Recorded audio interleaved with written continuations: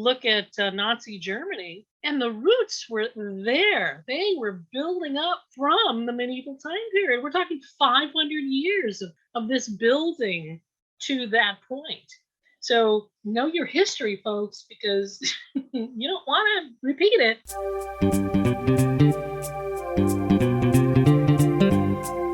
Hello and welcome to the Innovative Mindset Podcast. I'm your host, Isolde Trachtenberg. On the show, I interview peak performing world changers in the creative, social impact, and vegan spaces. If you like what you hear on this episode, you're going to want to check out the bonus mini episode that you can access if you DM me at Isolde T on Instagram and you let me know you want it. You'll get access to bonus episodes, new art, my latest writing, and other fun benefits. And now, let's get to the show.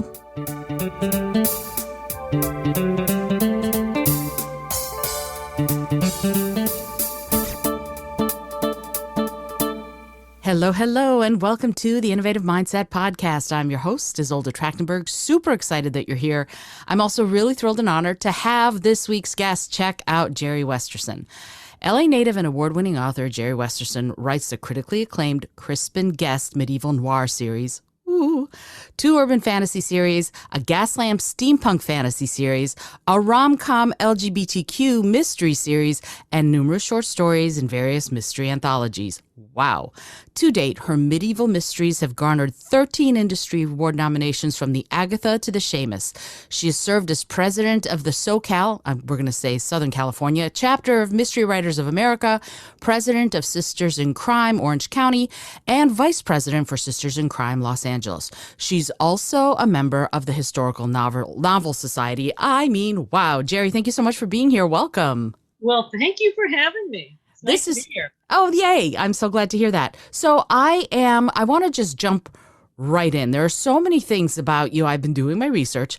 There are so many things about you that I think are amazing.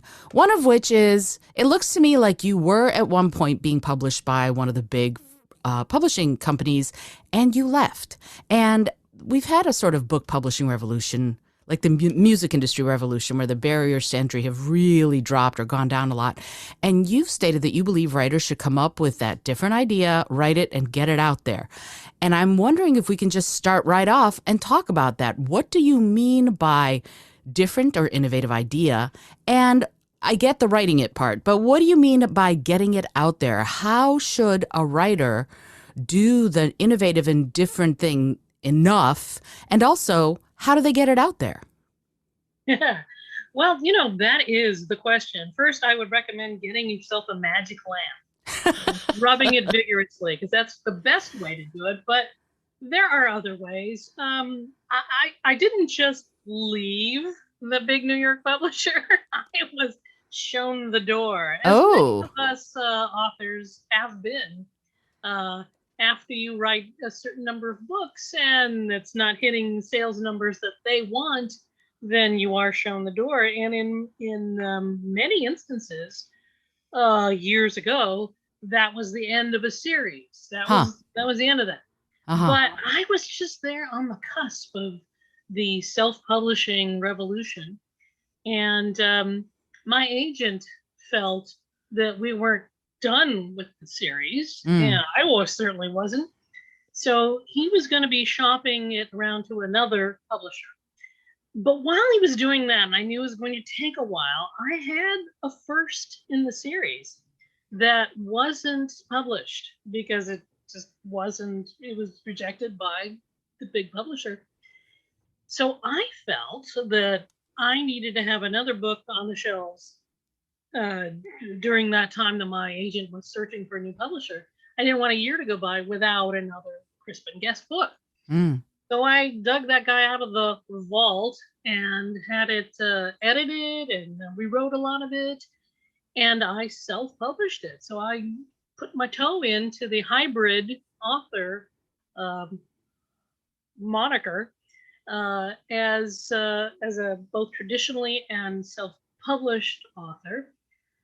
And it did very well. In fact, it got 2 industry nominations, and it's still selling very well. It's called Cup of Blood. And that showed me that there are ways for authors to make strides into different markets, getting their names out there in different ways. Of course, the biggest way is networking. You got to network.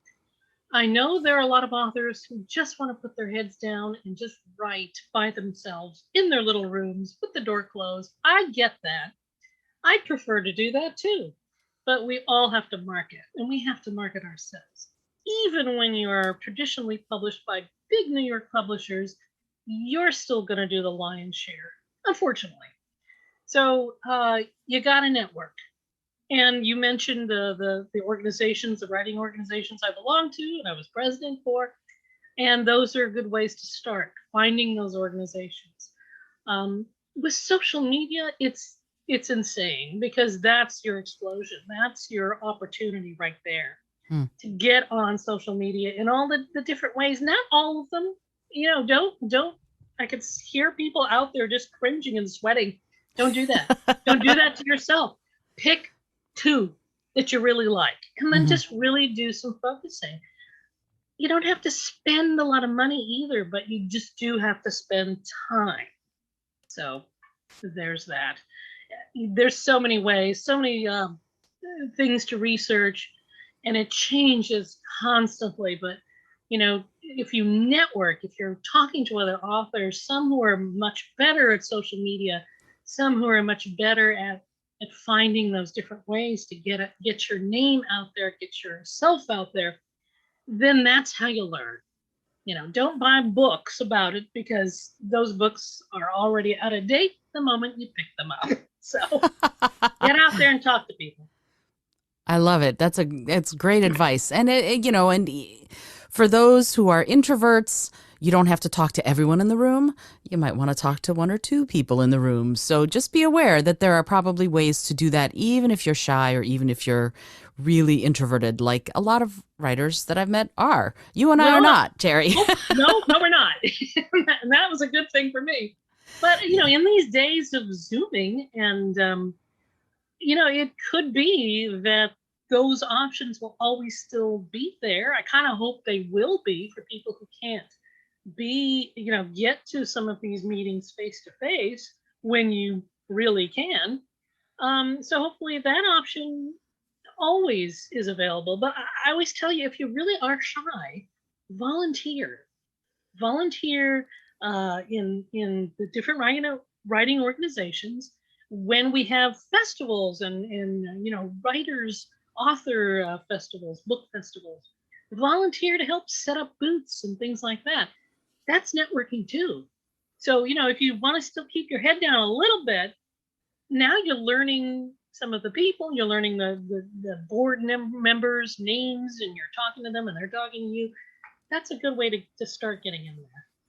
Oh, absolutely. In one of my books, I talk about knowing your role. And if you don't know it, choose one, right? Yeah, first thing you do, pick one up. Exactly. Volunteering is great. If you're going to an event, offer to be the person who takes people's coats, for example. Although out in LA, you might not need that so much because we don't not too many coats. What is this thing called coats? I love it. So, going back a little bit further, you had a successful career as a graphic artist and designer in LA, right? This city full of creativity and people thinking on the edge, and you let all of that go to become a novelist. What led to that, and how did you make that transition? I was crazy. No, but again, I was sort of forced to make that transition. It's I think that in these modern times of ours, that you have to constantly reinvent yourself, constantly, because there's so much change. It just barrels forward towards us, and you have to go with it. So what happened was I was a graphic artist and art director in Los Angeles, pretty successful at it, really enjoying it. And then we're having a baby. And so I put that aside for a couple years to raise my son. And in those 2 years, when I was trying to get back into it, thought I would get back into it because I could work at home. It was great. Everything had turned to computers. Ah, This is how long ago this was. And I had not. So got I it. didn't know anything about computer design, Mm. and to do that would have taken more time and money, and get a computer, take some tutoring, and so that wasn't going to be viable for me at the time. So, excuse me. I had a long time hobby of writing novels that my husband didn't really know about. It was just something I did for fun. But I thought, well, here's something I could stay at home, raise my son. I could write novels and make money. How hard could it be? So, Oh boy. yeah, there's a big learning curve there. Um, and when I told my husband this, that I wasn't going to get back in the graphic design, I said, hey, you know what? I really, I really think that I can be an historical novelist. I really would like to try that if I can get your support on this. And he goes, well, of course you have my support. I'd be willing to help you along with this. But the question is, do you write novels? Oh yeah, of course I do. There's a whole box of them here. But no, so I researched, you needed an agent. Um, and to get that agent, you had to have finished manuscripts. You had to have these manuscripts formatted properly. You had to um, learn how to pitch these in query letters. And again, these were in the days where you mailed them in the post office with stamps and things. And so I had learned all of that, and got that rolling, and understood that it was going to take a while.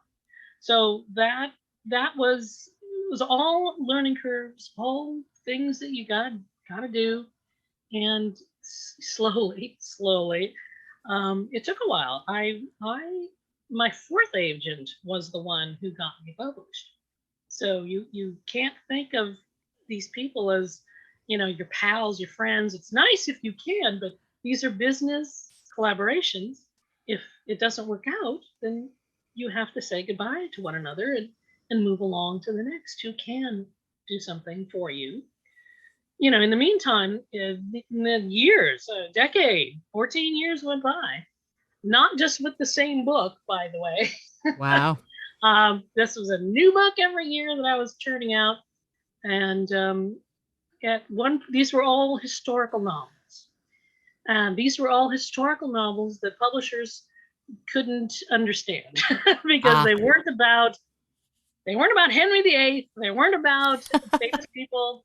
They were about ordinary people in extraordinary circumstances, um, with court life, court politics, tangential, all in the background. And that just didn't work for the kind of historical novels they wanted to publish mm, 10, 15, 20 years ago.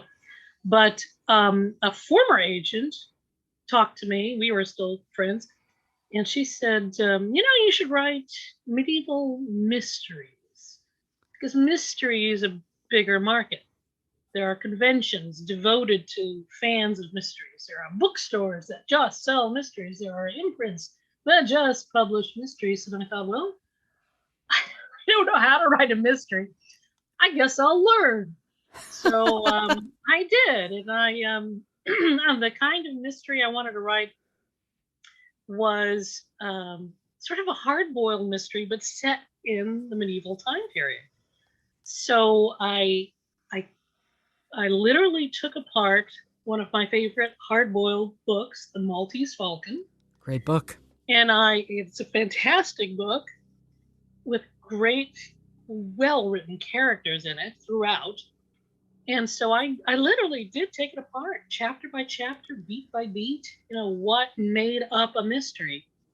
And one of the things I actually liked about the Maltese Falcon was the falcon itself. That I felt added this extra something. Everybody was after this thing, and then they got it. And spoiler alert, it wasn't the falcon they were looking for. So sorry, folks, you haven't read it, but so I incorporated the idea of that in these medieval mysteries with my hard-boiled detective, Chris Baguette, who had lost everything. He was a knight. and a lord, and he lost everything and had to eke out a living on the mean streets of 14th century London as a detective for hire called the Tracker. And he would always come upon a religious relic or venerated object that was basically my focus. And that added another dimension to the books. That was either something that you focused on completely as the main focus of the book, or it was something that started off the action, but everything moved off from there, or it was something so tangential that it was barely mentioned. So, so you sort of mix it up a little. You're not having the same plotting thing every time. So it was just a matter of going for something different, and that's what got me published. Like as soon as I changed to that, it was like right away. So I just had to find my right level, my right place to be, and mystery turned out to be that. I'm taking all of that in. Wow. So this is fascinating. Somebody, you're an agent or a former agent, as you said, suggested, why not mysteries? And I'm a huge, gigantic mystery dork myself. So I love that you write mysteries. What made you decide, even probably further back before you even thought about being a novelist, on the medieval period? What is it about the medieval period that sparks your zest for writing and for storytelling? Well, I was raised by rabid Anglophiles, for one. we had tons of books on the shelves at home, and when you're a kid, you pull down the books to read that are there. Mm-hmm. And so I was reading obviously above my level for a long time, and so there were a lot of books, medieval fiction and textbooks and things like that I could, picture books of things I could pull down and look at. And it became a very interesting era that pulled me right in because um, the pageantry, the clothes, the stratified society where everybody sort of had their level and place to be. It was very interesting to me, and so I just by osmosis sort of absorbed a lot of the history. Mm. And then, in later years, really went after researching it and just involving myself in reading about it. I did not get a history degree. I got an art degree. So, because I was being practical and I wanted a job. So, history degree means that you're going to teach. So I didn't want to do that. So yeah, it's just so fascinating, and people love reading about it because in a way, if it's a good historical novel, then you are learning some history. I don't recommend you learning history from a novel, but from a good one where it's well researched, you're getting that flavor, you're getting that touch of authenticity, of and accurate things, and it should make you, and it does make people who are attracted to reading historically. It makes them interested in researching it themselves, and they do. So that's the fun part, and being part of that parade of authors that does write medievally, historically, is such a thrill, because then I get the feedback from readers that say, I didn't know this about that, and you always want to include an afterword because you are writing fiction. You want to make sure that they know that odd thing that they just read, that's true. You didn't make that up. You want them to know that, because if there is something that you tweaked, you want them to know that too. You don't want them walking away believing, that this happened and that happened when it didn't. So, but you're always trying to keep the history true. You never change the history for you to suit your plot. You always have to change your plot to suit history. So Yeah, that's very true. And it's interesting. In my first novel, which is an urban fantasy, it takes place in New York City. And I have a store. I have certain things that are real, obviously, that are in New York City, and certain things that this sort of vegan ice cream store at 87th in Amsterdam.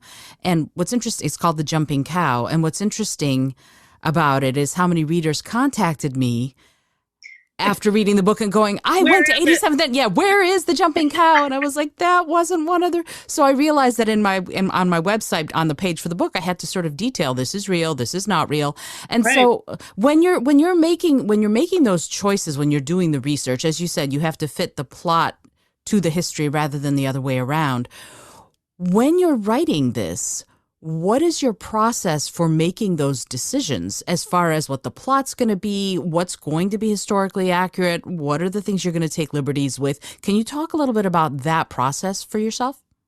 Well, I really do like to be faithful to the history. So when I come up with an idea for a story, in the Crispin books, it was sometimes the idea of the particular relic.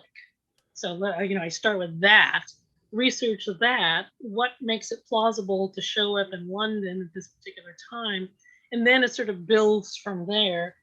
Characters suggest themselves and all that, and how can I get the current politics into this particular story, or the particular politics of that year become the main part of the story. It all depends on because the whole series, it's 15 books complete now.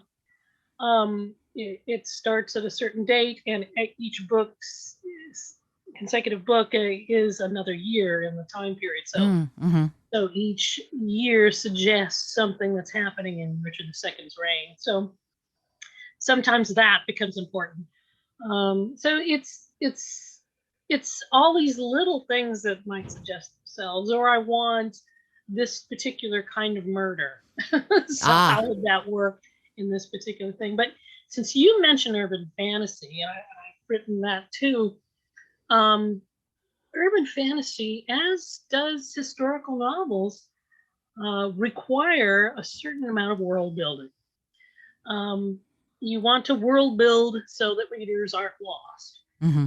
And urban fantasy is particularly good for that because the foundation is our world, the world we understand. So then the magic comes out of that. And it's the same thing when you're writing historically, because readers have a vague idea of what this time period is like, but not all the details. So Mm-hmm. you have to start building those little details into the narrative, into dialogue, into all of this. You don't want to info dump in the historical any more than you want to do in an urban fantasy. It's like, okay, here, this is the kind of magic. There's elves, there's dwarves, there's things like that living under the bridge, the real bridges in New York. Now, here's the story. You want to do that. Right. Nobody wants to read that. So you know that you have to do that certain level of research, no matter what you're writing. Contemporary stuff, you still have to research it. I'm sure you had maps of New York in front of you, so you could name streets and subway stops and all that stuff. You want to be accurate, because I will tell you, readers out there will tell you when you're wrong. They're For sure. happy to point those inaccuracies out, and bless them for that.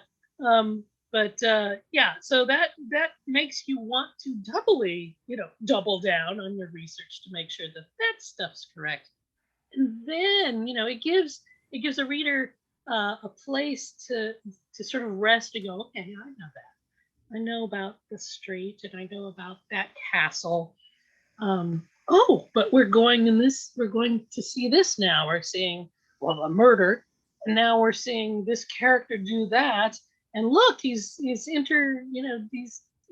got this interchange going on with this lord that I sort of vaguely remember from one history class somewhere. So you're giving them all of that so they can involve themselves in the story without being bogged down. Yeah, absolutely. And it's interesting. I was literally thinking it's like when people talk about reincarnation, they go, "I used to be Catherine the Great." Well, everybody was Catherine the Great, Everybody right? was Cleopatra, right? Exactly.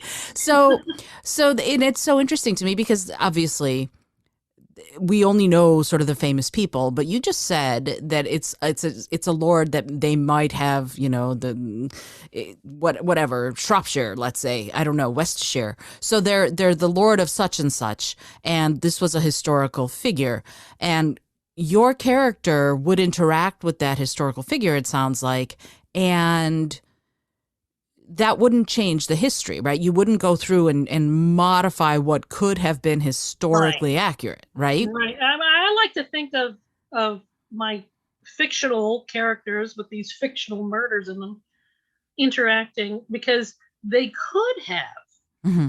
run into these people. You have to make it so authentic that they could have. And in fact, one time, one of the people that is a real person, the Duke of Lancaster, John of Gaunt, who interacts a lot in the books because Crispin, my character, was once raised in his household, became a household knight, was knighted by him. And I remember researching John of Gaunt one day in one of the many great books, textbooks I was reading. And in the back of my mind, I'm thinking, well, Crispin should be showing up here soon. And I'm going through pages going, and then I stop myself saying, no, he's not going to show up in this book. He doesn't exist. He's not going to be in this research because he's not real. Jeri. But I had convinced myself that he was so entwined in his life, in this real person's life, that he was probably going to show up in in the the back information of the book. But so um, that's what you want your readers to do. The author needs to pull back a little, maybe drink a little less. I don't know, but that's you want it to be possible. You can't obviously have your fictional character marry a real person.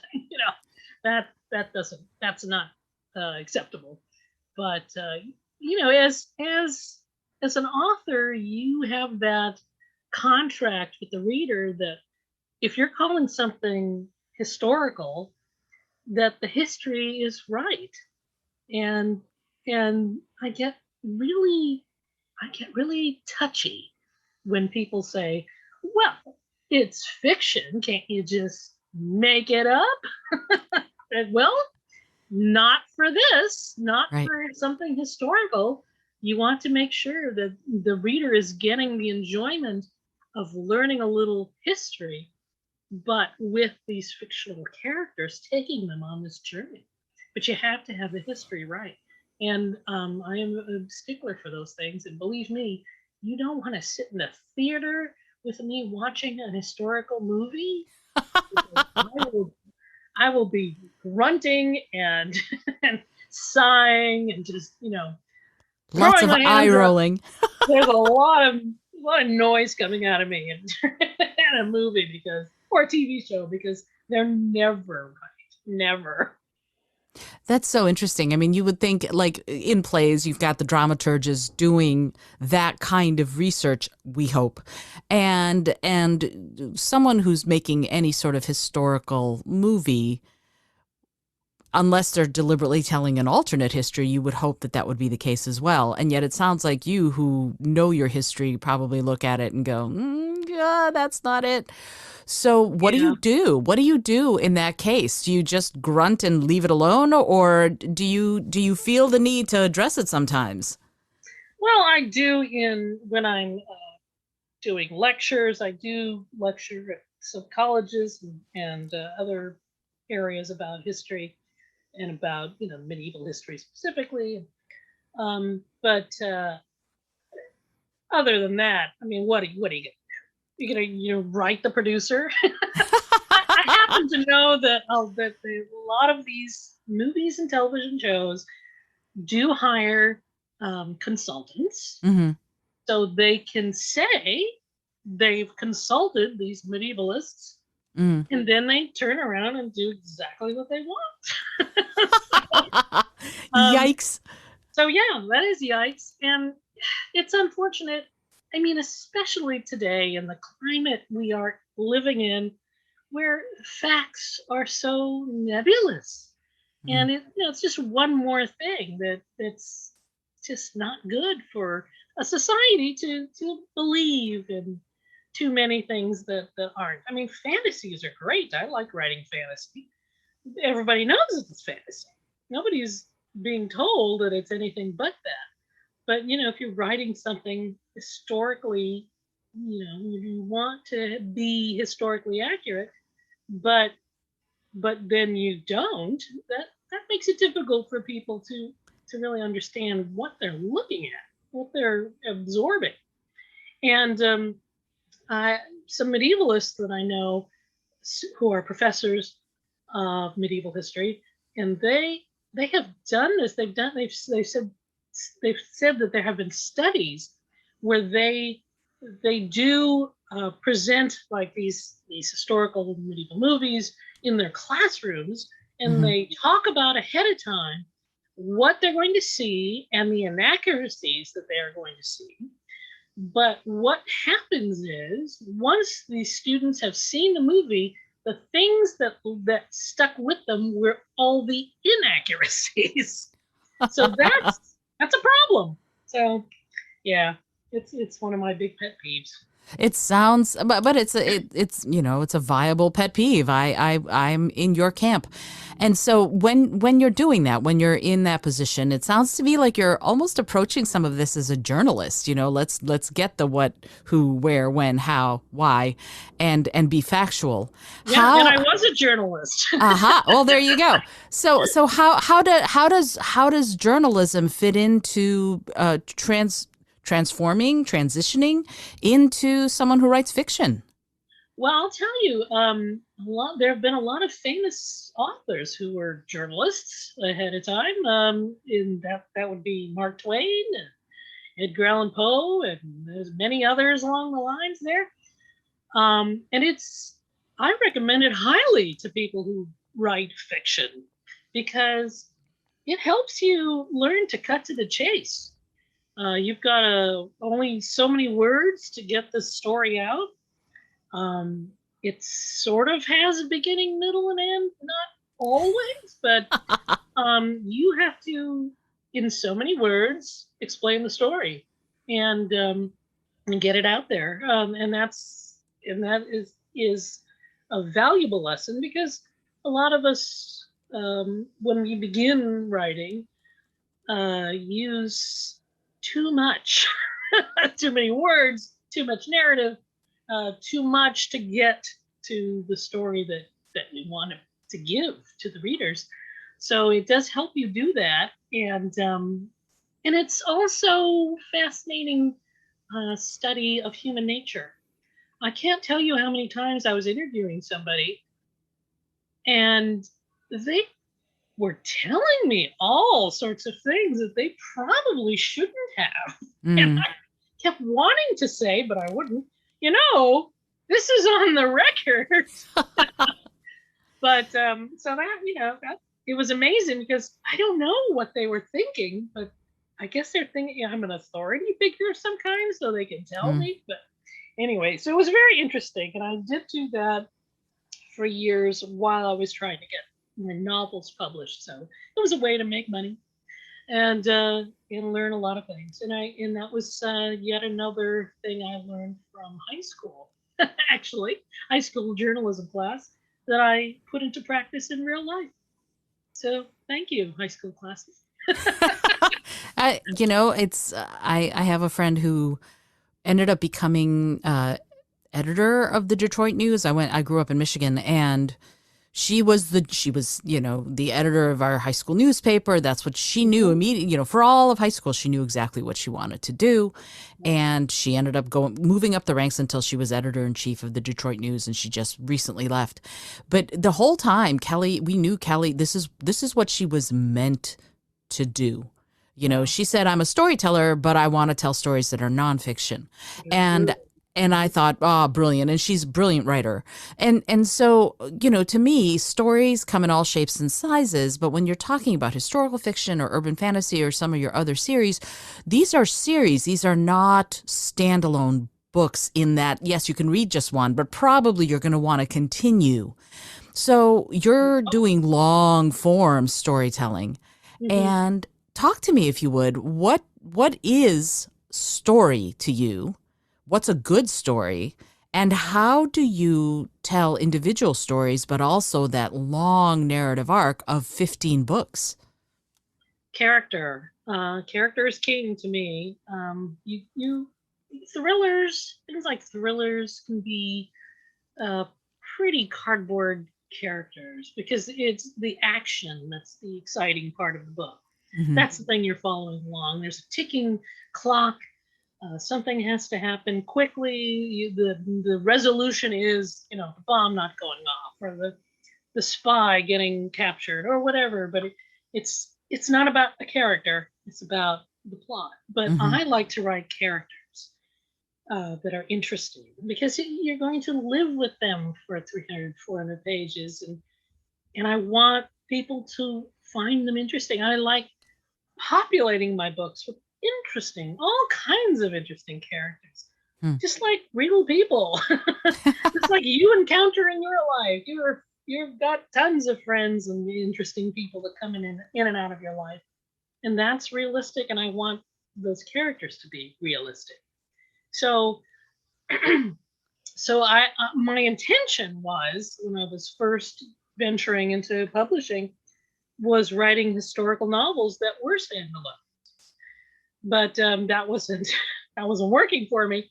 So I knew to write a mystery meant that it had to be a series. So I wasn't used to writing the characters in another book. So that was challenging at first to see if Hmm. I could do that. And then I found that I do love this long form because as the series goes on, the characters change. Now, in bygone era of novel writing and series writing, particularly, I guess, mysteries, because those are the usual series that you would find. Um, the characters don't change. I mean, Hercule Poirot is the same from the first book to, well, almost last, but he doesn't change. He has no real past really, and he doesn't change. So you can jump into the series anytime you want to, but that isn't possible anymore. Editors, readers don't like that. They like the character to change not only from the first page to the last of one book, but throughout a series.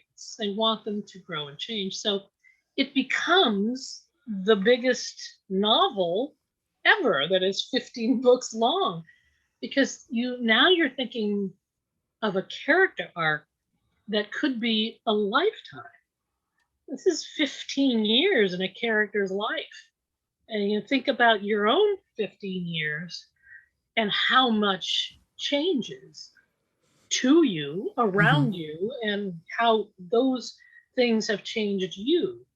You're not the same person you were 15 years ago. I should hope not. I hope not. I'm certainly not. And I don't know anybody who is.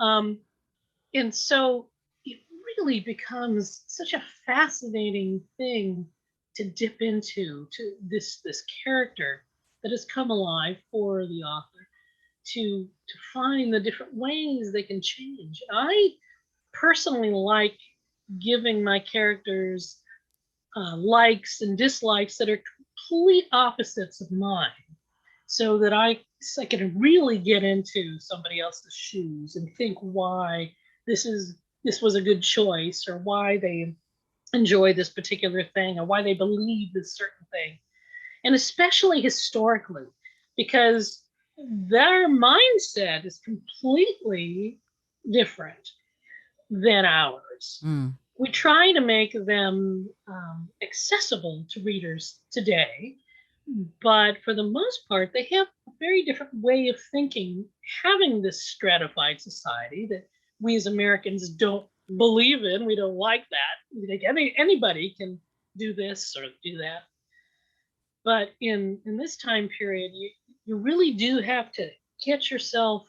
It's like being an actor, really getting into character and figuring out their motivations and where does that motivation come from and what are the possibilities for them. For instance, I'm Jewish, but in England in this particular time period in the late 14th century, there were no Jews in England because they were kicked out in 1290. So they were gone, except some that might have remained secretly. So Crispin, in one of the books, he's just like everybody else, pretty much anti-Semitic because he doesn't know anything about Jews except for what he's heard and blood libels and all of that. So it was interesting diving into this character, how he felt about these things, and how I could plausibly make him change and grow. So it's that sort of thing. Writing a series, I think, is some of the best, most interesting writing I've ever done, and I truly enjoy it. And it was very sad to bring the series to a close, but I felt it was time to do that, and I'd always planned it anyway. Again, I'm taking all of this in. I love your take on it. I'm an immigrant. I was born in the former Soviet Union, and I'm Jewish by heritage, and it's interesting the preconceived notions that even there in the Soviet Union in the 1970s versus medieval England. So something that not necessarily versus either. No. Right along the line. I mean, you could look at Nazi Germany, and the roots were there. They were building up from the medieval time period. We're talking 500 years of this building to that point. So, know your history, folks, because you don't want to repeat it. And those roots are always there, and it's so it was fascinating, and especially the blood libel idea. And if listeners aren't familiar with that, they believed the blood libels were that Jews during Passover, the wine that you drink at Passover was not wine, it was blood from Christian children. They would steal Christian children from the streets and kill them and use their blood for the Passover supper. And so it became tradition in some of the Eastern Bloc nations for the Jews who still lived there. I mean, I'm talking in the 20th century, to use white wine for Passover so that they could prove that they weren't, the tradition was that they were not using the blood of Christians drinking wine, even though in all the Jewish law, you're never to touch blood. You're never to drink it, never to touch it. But that's what a libel is. It's a lie. So I found that horrifying and fascinating that they still felt that they had to change the kind of wine they drank so they would not be accused of that. Oh, absolutely. Absolutely. No, I remember freshman year of college, one of the women who lived on my floor in my dorm knocked and shyly asked if she could see my horns. And I was floored, right? So we had some educational moments about the fact that Jews do not have horns. But it is interesting though how some of these, like you said, some of these notions are hundreds upon hundreds of years old, and yet we carry some thread of it to today. And when you're sort of approaching that or attacking that as a writer, what are you trying to do? Are you trying to be faithful to the story, or are you trying to educate, or is it a combination of both? Well, it is a combination of both, because it's a tradition of writers to comment about their current situation, contemporary life, and couching it in a historical setting. Or even a few years ago, talking about the book MASH, the movie, the book, the Mm-hmm. TV show MASH, was about. It was set in the Korean War, but it was about the Vietnam War that Sure. was going on right then.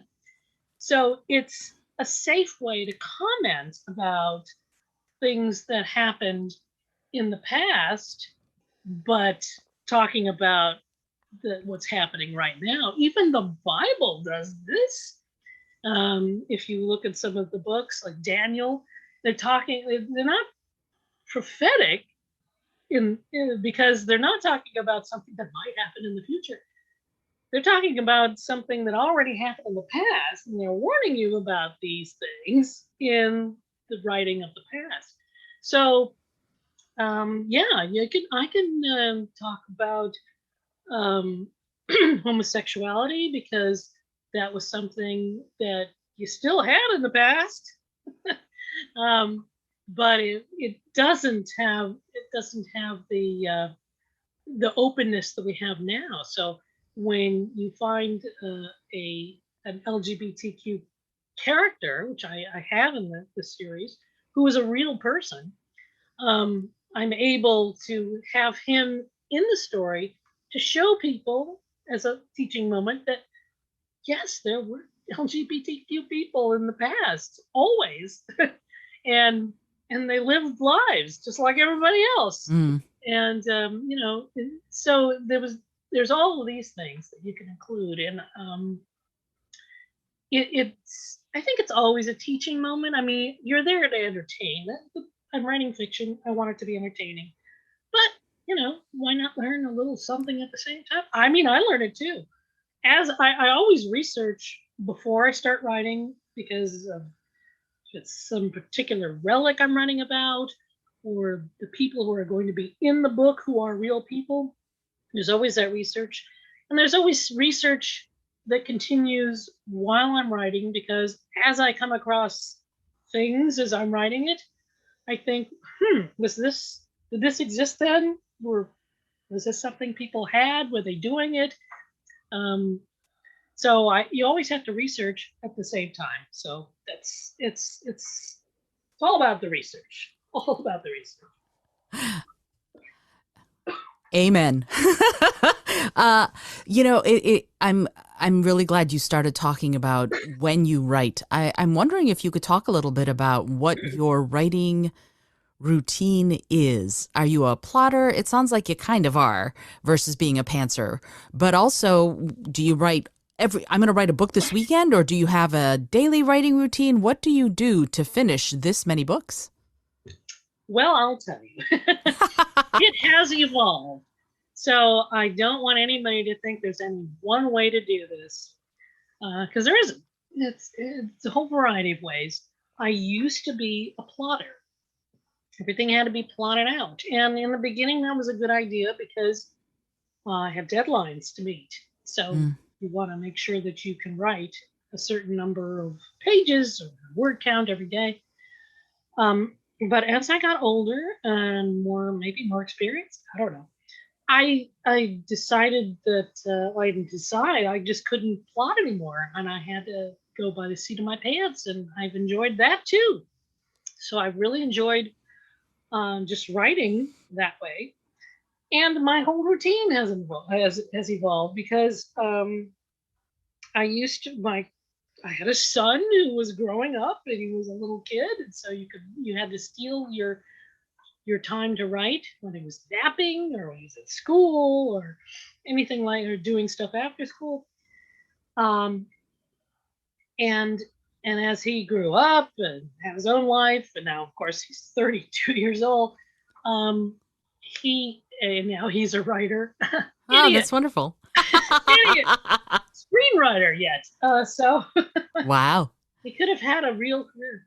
Anyway, I'm sure he's got a real career. he does have a real career, and I'm so over the moon about him. So I would sit down.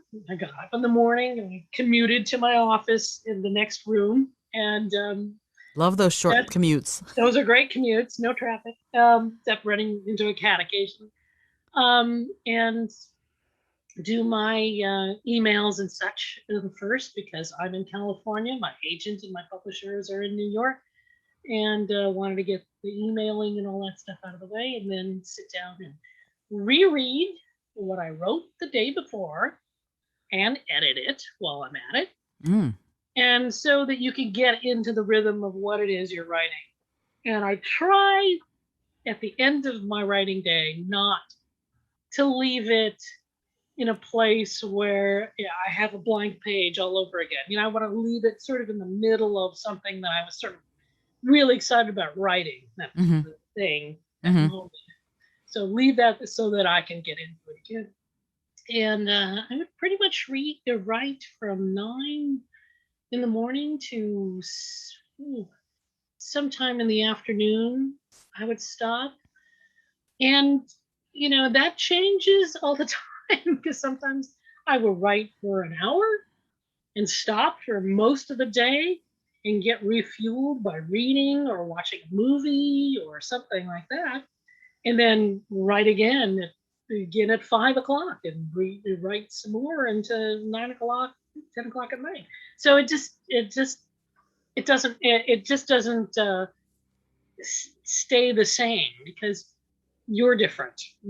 My poor little brain is different than it was that long ago, the early 90s, and so you just have to go with it, and I don't think writers put a lot of stress on themselves because they think that it should stay the same, that they have a routine to keep the routine going.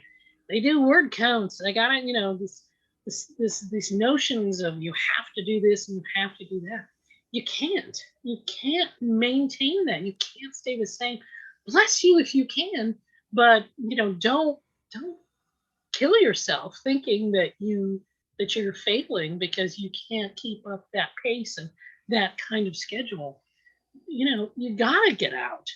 You gotta get around and go outside. And when I was feeling a little blocked, not completely blocked, but a little, nothing was really happening very, very well, I would write in a different location in the house, go outside and write. Sometimes just a different location, go to a library and write, helped get everything sparked up again.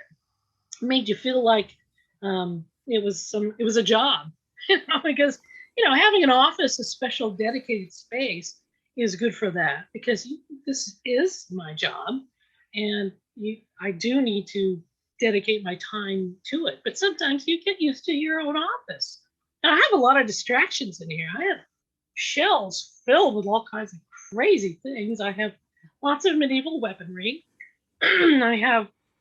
My son has been buying me these wonderful little figurines from the Hieronymus Bosch Garden of Earthly Delights. These little figurines are on I love it.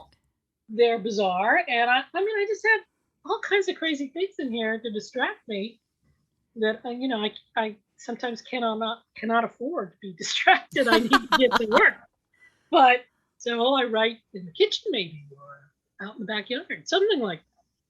So all free advice to all the writers out there. No, I absolutely agree. I go to work at the New York Public Library. That's where I write most of the time. I'll just make the trek out there and go up into the Rose Room and spend 5 hours writing, and it just feels it feels right and it feels good. And I think that's probably a big part of it. I can't really write too much in a public space because very often when I'm writing the medieval stuff, and there are sword fights, I like to act them out. So I don't think Starbucks would appreciate that. Actually, you'd be surprised. I've acted out Aikido in Starbucks. I bet they get my name right. Yeah, I mean, I the sword, get her name right. That's right. Yeah, my husband and I are both Aikido players, and one of my main characters in my latest book is an Aikido player, and I have had him get up, and we've done and what's interesting about Starbucks here in New York City is people applaud, which I really like. They get into it themselves. So I'm wondering if you wouldn't mind. I know that you said that the Crispin guest books are over. What are you working on right now? What are if you can tease a little bit of something for somebody who's listening? Well, I have pulled a book from my vault that I wasn't able to land with a publisher called Oswald the Thief. Excuse me, and that's it's a the Ocean's 11 in the Middle Ages. He's a con I man love it. and thief. Excuse me, he's a con man and thief, and it's a humorous book. It's all first person. He breaks the fourth wall all the time, so it was a lot of fun to write. And he is getting together his gang for the big score at the Tower of London, stealing the crown jewels. I mean, you can't get a bigger score than that. So No. it was a lot of fun. So that will probably be released in May. Getting it edited and all that stuff, and getting a great cover for it. And with my agent is currently shopping a new series. It's called The King's Fool Mysteries, and my protagonist is Henry VIII's real court jester, Will Summers, as the amateur sleuth. And so that is a lot of fun because Wow. it's Tudor England. People love that. And an intimate of Henry VIII and all the court and what's going on with the politics. But he solves murder. So, so As a side gig. As a side gig, he's got some free time. And so you get to do all the humor, researching Tudor humor. There's a lot of fart jokes. I'm going to warn you right there. And body. There's a lot of body jokes. There's a lot of body jokes. And a little game you can play as a reader is you can try to figure out which ones were real and which ones I made up. And I bet you're wrong. So my favorite one is swoons. I love it. So this is great. Fun, and my agent is shopping that around, and hopefully it'll land itself in a nice big publisher in New York. Oh, that's great. I love my husband was a professional clown, still is a professional clown, and he's got a real soft spot for an Aikido clown. Interesting. Yeah. No, and yeah, well, yeah, circus clown way long ago, Aikido player much more recently.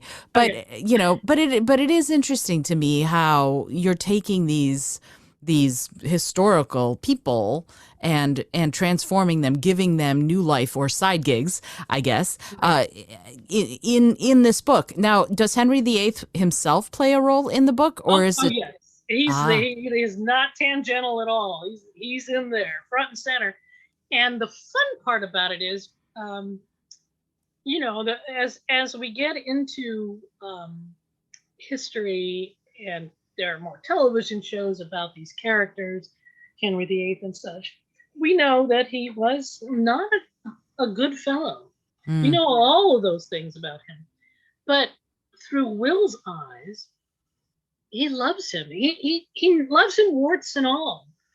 But, he has to sway with the tides, because we start with Catherine of Aragon. There should be supposed to be 6 books, one for each wife, possibly 9 books, one for each wife, plus all the 3 monarchs that come after Henry VIII, because Will lasted through Elizabeth I's reign as a court jester.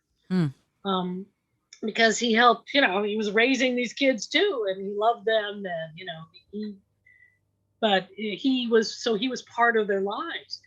And, he considers them his family now, because he was basically taken away from his family in Shropshire, and now he lives at court with Henry's family. So he's got to find a way to reconcile his love of Henry, but knowing the things he's doing is wrong.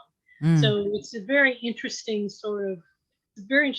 character study again, with characters. I love the characters. Character study of a person that there isn't a lot of of written history about. Mm-hmm. So, we don't really know how old he was. We knew where he came from, but that's kind of about it. Wow. We don't know if he ever married. We don't know if he ever had kids. These are things that we do not know. So, um, you can, which is kind of great because then you can do what you need to do for this character and create them in your own head. So it's going to be a different look at Henry VIII that a lot of people are expect these days. So from through his eyes, so a different take. Interesting. Yeah, he Henry VIII and all the people around him they're fascinating figures. There's a musical out right now called Six. Six, yeah. Which I almost went to see last night and might go this weekend. That'll be fun. Yeah, it's like Hamilton, but I've heard the wives of Henry VIII. Yeah. So I'm excited to see it, but it is an interesting and fascinating time frame. People love it. They love it. Yeah, absolutely. They never get tired of it. They Yeah. never get tired of Anne Boleyn. She'll be in 2 books at least of the series, so that she was a smart woman. Smart woman. Yeah, I used to work at the Maryland Renaissance Festival, and we've had Henry VIII as the king of the Renaissance Festival for I don't know 30 years, something like that. I mean, it's been a while. So and they just keep recycling. They keep going back and going. Oh, we finished. Now we're going back to Catherine of Aragon because people love people love Henry VIII, that time period, so much. Jeri, I'm so grateful you took the time to chat with me about this and about writing in general, about Crispin Guest, about Wilson. I'm like, come on, May. I can't wait to get my hands on the new book and read it because I do have, like so many, have a huge love for that era. I was wondering, since I'm sure if you're listening to this, you probably want to know more about Jeri Westerson and Jeri's books. Jeri, would you mind giving me just a rundown of your social media, your website, everything like that? So if someone who's listening wants to buy a book or get in touch, that they can do that. Well, it's jeriwesterson.com. It's the website. That's Jeri Westerson.com. And that'll get you most places. I'm on Facebook. I'm on Instagram. I've got a YouTube channel where I have a lot of book trailers on there, and lots of humorous videos that I put together. So there's a lot of content there. So please, you can sign up for that. Sign up for my newsletter. There's contests every month. So all kinds of fun things happen on that. And then you can find out about my events. And a lot of these are ending up on YouTube and Facebook, these book launches, so that anybody can go. You don't have to come to California. You can just sign on to YouTube and you can be part of the fun as well and win some prizes. That's awesome. Yes, thank you for doing that. People learn differently, so I always like to ask for the person to say what they are, but also all of that stuff will be in the show notes. You should definitely check out Jeri Westerson, obviously, because what cool books, right? Jeri, I, again, am super grateful that you took the time. I have just one last question, despite the fact that I could keep you here for the next 6 hours asking you more questions, but I know you have a day to get back to and some more writing to do probably, but I was wondering if you wouldn't mind answering this. It's a question I ask everybody who comes on the show, and it's a weird little question, but I find that it yields some profound results. And the question is this: if you had an airplane that could skywrite anything for the whole world to see, what would you say? Everybody chill. I think that's the message we need for today. Just chill, everyone. Just calm down. Hang out with everybody. Have a beer with them. Just talk. Be friendly. It's okay. Just chill. I thought the question was, are you wearing pants during this interview? I know you're not wearing pants. It's a mystery. That's right. I was going to say, I know you're not wearing pants. It's okay. I'm not wearing pants either. We're good. Oh, good. We're pantsless buddies, man. Right. I've been walking around in pajama bottoms for months. I don't know about anybody else. So no, I am wearing pants. They're sweatpants, Good. but I am wearing pants. I'm happy. You and I are a strange buddy comedy waiting to happen. We are. I'm ready to take this on the road. That's it. Let's go. Oh, Jeri, thank you again so much for being here. I really appreciate it. What a great conversation. This has been fun. Thanks. I love to talk about writing. Yay. I hope you'll come back when more books come out so that we can talk even more and delve even deeper, both into the historical books and also the look at the alternative lens of history, of looking at history. I just love that. I think it's phenomenal. This is the Innovative Mindset Podcast, and I am Isolde Trachtenberg, your host. Remember, if you're liking what you're hearing, you can always buy me a cup of coffee at buymeacoffee.com/IsoldeT, or you can find the link on the show notes. You're going to be able to find the links to all of Jeri's information, not all of it, but you know what I mean, the socials, the website, maybe even a book cover or two, depending on what I can ask from Jeri. And until next time, I, as always, remind you to be bold, be creative, and most of all, be kind.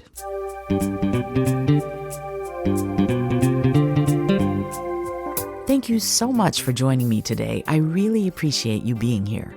Please subscribe to the podcast if you're new, and it would mean the world to me if you told a friend about it. Today's episode was produced by Isolde Trachtenberg and is copyright 2022. As always, please remember this is for educational and entertainment purposes only. Past performance does not guarantee future results, although we can always hope. Until next time, remember to be bold, be creative, and most of all, be kind.